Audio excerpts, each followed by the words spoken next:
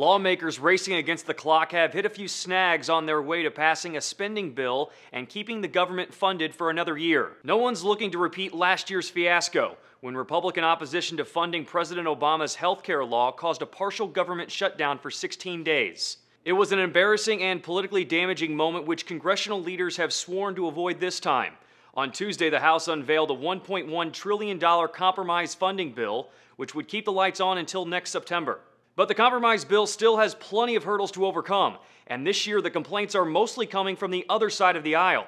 So here we are in the House, being blackmailed to vote for an appropriations bill. The bill barely managed to limp through a procedural vote in the House Thursday, thanks to concerted Democratic opposition, forcing Speaker Boehner to postpone a final vote until he could shore up support for the measure. The Democratic revolt stems from a last-minute provision rolling back parts of the dodd-frank law, which reformed financial regulation in the wake of the Great Recession.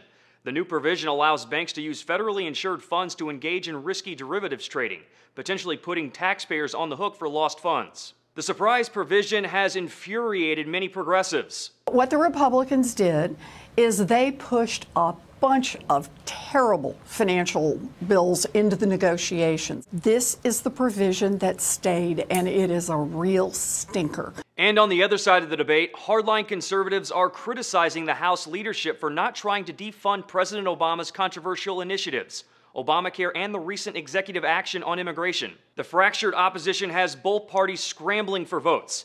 Even President Obama has gotten involved, making personal calls to try and whip up Democratic support for the bill in the Senate. This compromise proposal merits bipartisan support on Capitol Hill, and hopefully will arrive on the president's desk in the next few days, and if it does, he will sign it.